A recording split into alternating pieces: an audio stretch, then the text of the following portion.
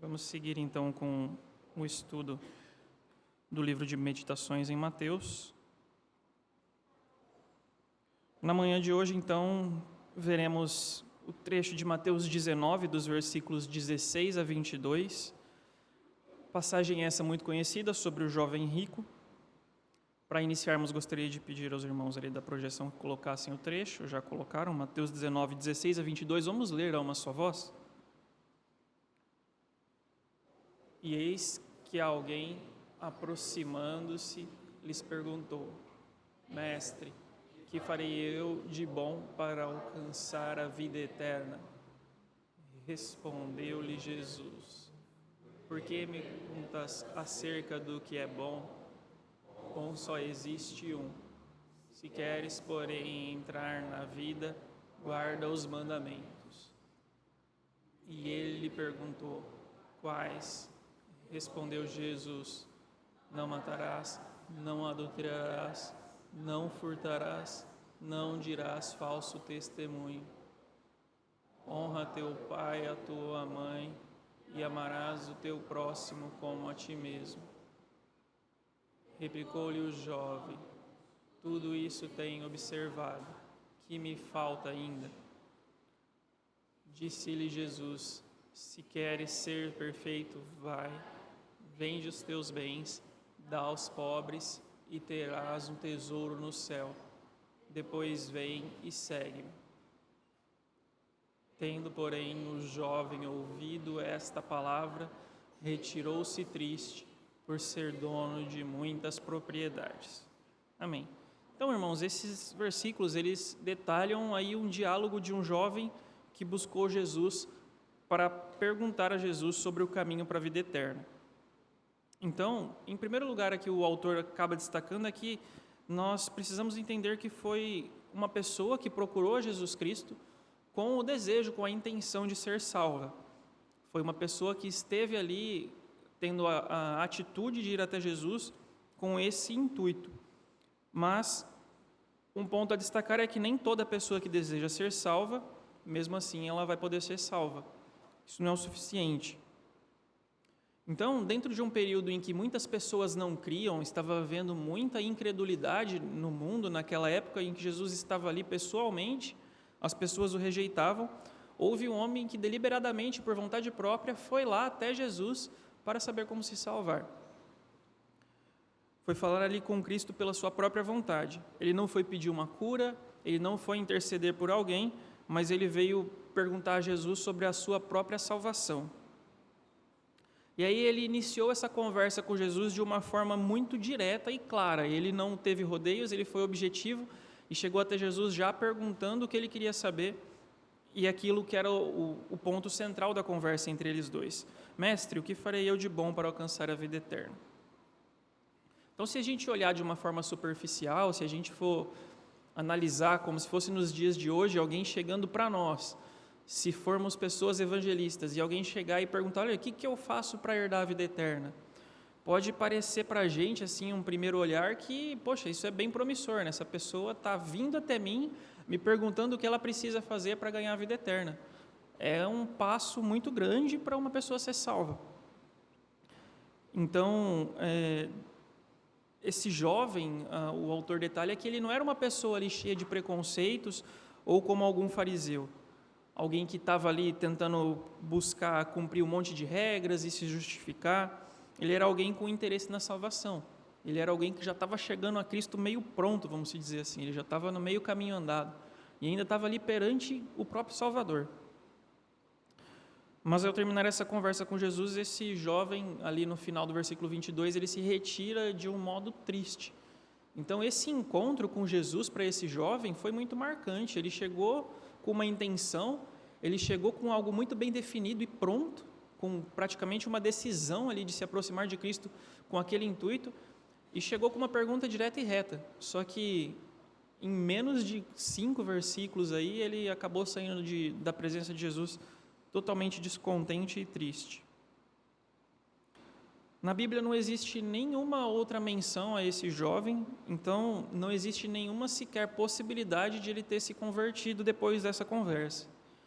Ele teve um encontro pessoal com Jesus, ele foi até Jesus para perguntar sobre a salvação da própria alma e o resultado foi negativo.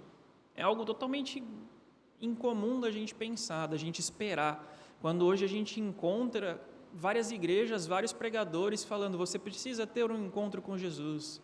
Hoje à noite você vai ter um encontro com Jesus. E as pessoas recebem isso nos seus corações como se fosse algo bom, realmente positivo, e fosse isso que fosse salvar a vida delas. E olha o caso desse jovem, né? Olha que interessante, foi uma resposta negativa. Ele saiu de lá com Jesus tendo sondado o coração dele, pesado na balança, achado ele em falta e foi reprovado.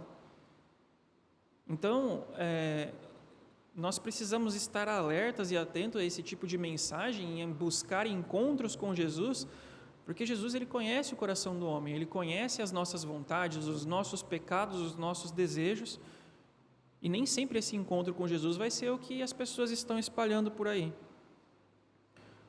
Nunca podemos perder de vista o fato de que bons sentimentos não refletem a presença da graça de Deus. Nós podemos conhecer a verdade, mas apenas intelectualmente, não do fundo do nosso coração. Existem muitas pessoas que estudam a Bíblia dia após dia, vez após vez, conhecem tudo, teologicamente falando, mas ainda assim não são salvas e nem serão. Porque o conhecimento, e às vezes até ter um bom sentimento ou uma afeição pela palavra, não é o suficiente. O autor destaca que nós podemos ter sensações religiosas profundas, ansiedades e preocupações sobre a vida eterna, e até podemos chorar sobre isso. Tudo isso ainda, porém, sem ter uma conversão verdadeira. Ou seja, existem pessoas que realmente podem se sentir atraídas por uma mensagem espiritual, existem pessoas que podem ter uma preocupação profunda com o futuro das suas almas, pessoas que podem chorar e lamentar por isso e pensar: poxa, eu estou realmente precisando de uma salvação. E mesmo assim, essa pessoa não vai haver uma garantia de que uma obra salvífica genuína vai acontecer na vida dessa pessoa. Além desses sentimentos bons não refletirem a graça divina, também eles podem ser perigosos. Em que ponto, né? Se por um acaso a pessoa vai se contentando com esses sentimentos bons, se esses sentimentos vão se tornando constantes e não passarem de uma ação, continuarem sendo apenas sentimentos, isso vai tornando a pessoa uma pessoa passiva, achando que a salvação dela está garantida por aquilo que ela sente dentro de si e por essas repetições frequentes desses pensamentos. Então, gradualmente, isso vai dando a impressão de ser algo verdadeiro na vida daquela pessoa. Ela vai se habituando àquilo. Ela não conhece e não tem um encontro verdadeiro com o arrependimento, com a mudança de vida, com o nascer de novo. E a pessoa nunca passa desse sentimento para uma ação. Ela nunca toma uma atitude.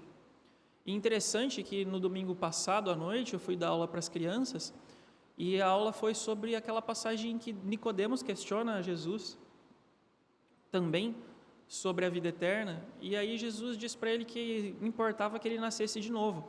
Gera toda aquela confusão mental em Nicodemos sobre como era possível isso, ele achando que era algo que, ainda que parecesse muito improvável, ele voltar ao ventre da mãe dele e nascer novamente, mas que uma atitude humana, algo carnal, pudesse fazer ele ganhar a vida eterna. E por que eu digo que é interessante? Porque ao explorar isso com as crianças, é difícil fazer elas entenderem que as coisas que elas fazem e que são boas e que não são ruins, que são excelentes, mas que não é isso que vai salvar a vida delas. E aí, trazendo um paralelo com isso, é muito difícil para a gente também ter essa consciência, é muito difícil para irmãos mais maduros entenderem do que eu perguntar para as crianças: olha, se você vier para a igreja todos os dias, se você orar todos os dias, se você ler a Bíblia todos os dias, se você for um bom aluno, se você não responder aos seus pais, você vai ser salvo? E eles falarem sim, e a gente fala: poxa, não é isso. E é difícil falar: olha, é somente crendo em Jesus, é somente pela graça, é somente mudando de atitude, se convertendo dos maus caminhos, nascendo de novo em Cristo. Então aqui esse jovem rico, ele estava se deparando praticamente com a mesma situação de Nicodemos. Jesus estava apontando um espelho que refletia a verdade da alma dele e mostrava que ele não estava pronto. Se cedemos muitas vezes ao nosso pensamento de sermos conduzidos, aos nossos pensamentos para sermos conduzidos a uma ação, uma hora não seremos mais tocados. Ou seja, o que o autor quer dizer com essa frase é: se a pessoa ficar cedendo a esses pensamentos de, olha, está tudo certo com a minha vida, eu vou na igreja, eu faço boas obras, até como esse jovem disse, eu observo os mandamentos, eu tenho cumprido tudo, vai chegar uma hora que a pessoa não vai ser mais tocada a achar que ela precisa mudar e que ela tem algo a mais a fazer. Ela vai ficar acomodada. Jamais devemos ficar satisfeitos enquanto não sentirmos o testemunho interior do Espírito Santo nos nossos corações e de que realmente nascemos de novo e somos novas criaturas. Então, o autor alerta para uma sondagem constante, para que nós realmente fiquemos observando o nosso coração e se o Espírito testifica, testemunha da nossa conversão, se não são apenas bons sentimentos, se não é apenas uma espiritualidade vazia, se não é apenas costume passado de pai para filho, de família para família. Eu frequento a igreja, eu vou à igreja porque os meus pais me levaram, e lá nós congregamos de geração em geração. Jamais devemos ficar satisfeitos. Em segundo lugar, nós entendemos que pessoas não convertidas são profundamente ignorantes sobre os assuntos espirituais. Por mais que pareça, por mais que dê a impressão de ser, quando Jesus analisa esse jovem, fica nítido que ele era bastante ignorante. Jesus fez esse jovem meditar sobre um padrão eterno do que é certo e do que é errado. A lei moral, tendo em vista que o jovem tinha falado tão ousadamente em fazer algo, ou seja, o jovem já chegou perguntando para Cristo o que eu preciso fazer, ou seja, ali com aquela ideia moral e errada de que algo que ele fizesse fosse capaz de levá-lo à vida eterna, fosse capaz de salvar a sua alma. Ele chegou para o próprio Cristo, aquele que tinha total poder e condições de salvar a alma dele, e perguntou o que ele próprio precisava fazer. Então, só essa pequena frase, essa pequena pergunta já demonstra o quanto ele era ignorante. Mas mesmo assim, Jesus submeteu ele a um teste, a fim de sondar como é que estava aí o coração desse jovem. Se queres, porém, entrar na vida, guarda os mandamentos.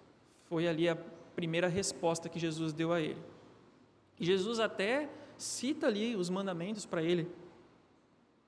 E diante dessa resposta, o jovem ali retrucou prontamente, como se fosse assim: então tá tudo certo, se é só isso, tá beleza, tudo isso tenho observado, o que é que me falta ainda?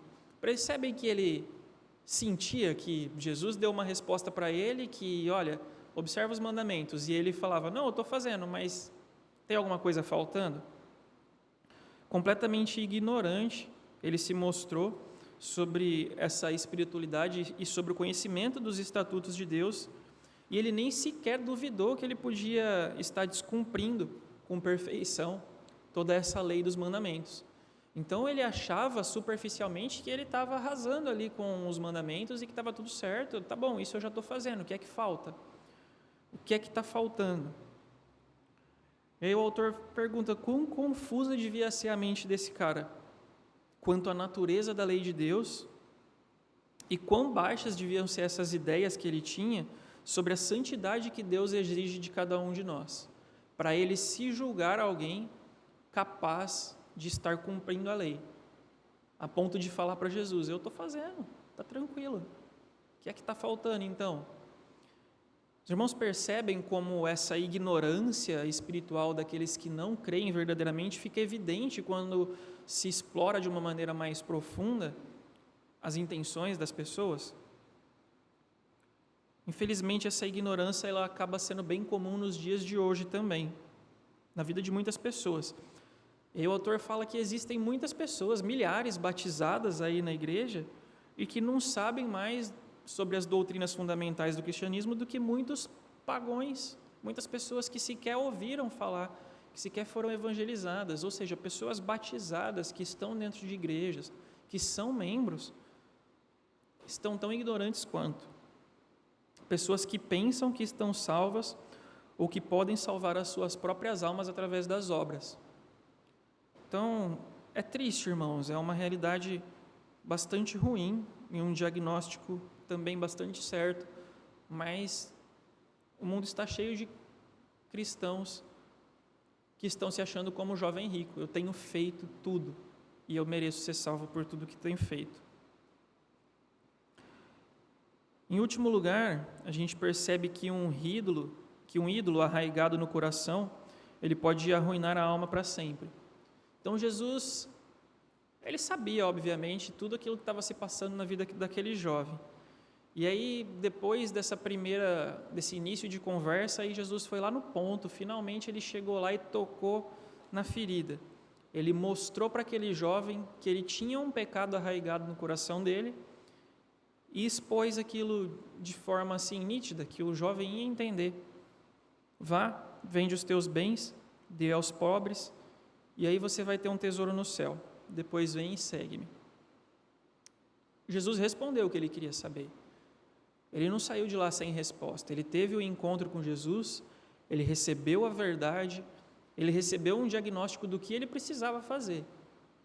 Ele não foi um desinformado, ele não foi um desavisado. Além de Jesus identificar o pecado dele, expor para ele, ele deu a solução. E a gente sabe qual foi a resposta em troca dessa solução. Desmascarou ali o ponto fraco do caráter desse jovem, e a realidade dos fatos é que, apesar de todos os seus desejos pela vida eterna, havia uma coisa que ele amava muito mais. Tinha uma coisa que ele amava muito mais do que a própria salvação, do que a própria alma. Ele colocou ali também em uma balança. Se ele buscava a salvação da alma dele, se ele buscava a vida eterna, e ele queria saber o que era preciso, Jesus apontou exatamente o ponto que ele precisava. E falou, é isso que você precisa fazer. Então ali bastava o quê? Ele tomar uma atitude, ele tomar uma decisão.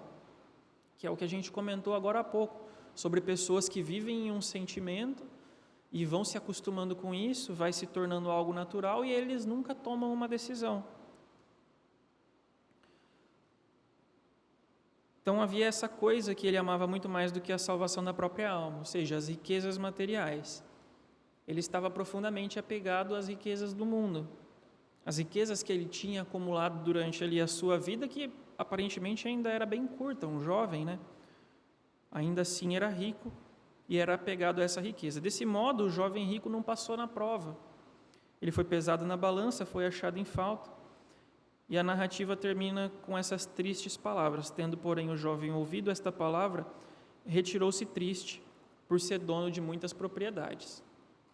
Será que se ele fosse dono de poucas propriedades, ele teria tomado uma atitude diferente? O amor dele estava em outro lugar. O amor dele não estava na salvação, não estava ali no que estava à frente dele, que era Cristo Salvador. O amor dele estava nas riquezas, naquilo que ele tinha ajuntado durante esse tempo. E aí a gente encontra mais uma comprovação da verdade que afirma, porque o amor ao dinheiro é a raiz de todos os males. Pode ser que ele tivesse alguns outros pontos fracos que precisassem ser corrigidos e que derivariam desse amor ao dinheiro, mas Jesus foi na raiz, foi no centro, no ponto em que Jesus sabia que ele não ia ter como se desculpar, assim como ele se desculpou com os mandamentos. Porque, obviamente, ele não estava cumprindo toda a lei. Ele não estava só amando o dinheiro, as riquezas que ele tinha. Ele também não estava cumprindo a lei, inclusive com isso. E essa é uma comprovação de que isso gerava muito mais males na vida dele do que ele imaginava. E assim também acontece nos dias de hoje. Muitas pessoas que sentem muitas coisas, que desejam muitas coisas, que são sinceras, pessoas que esperam uma resposta, uma mudança vinda de Deus, mas elas não saem do lugar que elas estão, elas permanecem com essa vida de marasmo, sem dar um passo adiante, sem tomar uma atitude, sem realmente nascer de novo, sem entregar a Cristo. Por quê? Porque elas ainda têm algum pecado em que elas são apegadas e não largam, ficam ali, com aquele pecado, mesmo sabendo que tem, não reconhecendo, muitas vezes, ou então muitas vezes pensando que conseguem cumprir a lei ou agradar a Deus pelas suas próprias obras. E assim existem muitas pessoas no mundo nessa situação. Por fim, o autor ele deixa aqui um incentivo para que nós façamos um teste em nós mesmos sempre, mesmo em nós, que a gente seja honesto com cada um de nós mesmos, termos consciência dos desejos que temos e se professamos ser crentes, se isso é realmente verdadeiro.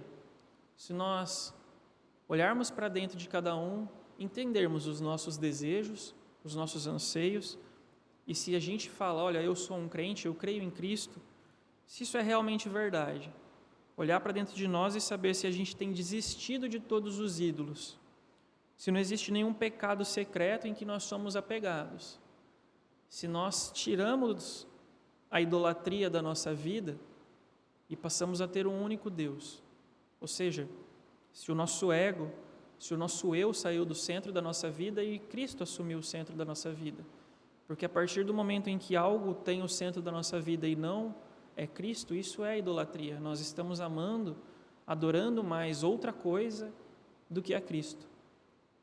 É uma substituição idolátrica. Então, a explicação sobre o estado insatisfatório de tão grande número de ouvintes do Evangelho é que eles estão presos nessa idolatria espiritual. Ou seja, eles preferem outras coisas. Eles não querem a Cristo tanto quanto eles acham que querem. E aí isso não gera neles nenhum tipo de atitude. A partir do momento que alguém, assim como aquele homem que encontrou um tesouro e vendeu tudo o que tinha para comprar aquele campo e ficar com aquele tesouro, as pessoas precisam achar em Cristo, achar no Evangelho, algo de extrema valiosidade e de importância que elas largam tudo. Não importa se seja uma riqueza que eles tinham acumulado até ali nas suas vidas, ou se seja qualquer outro pecado que exista dentro do coração. Elas vão abandonar, vai ficar para trás, elas vão nascer de novo. O velho homem morre, o velho homem é desfeito em Cristo. E nasce um novo homem totalmente dependente apenas de Cristo, apenas de Jesus. Então, que nós possamos olhar para a história do jovem rico, comparar com a história de Nicodemos, comparar com a história desse homem que encontrou o tesouro no campo. Essas parábolas de Jesus nos servem de reflexão para que nós possamos analisar as nossas próprias vidas e assim sondarmos os nossos corações. E se ainda há tempo, retirarmos do nosso coração qualquer coisa que esteja no lugar de Jesus, pois Ele é o único Salvador, a única resposta para as nossas vidas. E ainda que Ele sonde o seu coração e te diga, olha, é isso que você precisa fazer.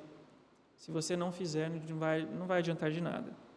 Então, que nós possamos orar, sondar os nossos corações e assim tomar atitudes, irmãos, enquanto ainda há tempo. Amém?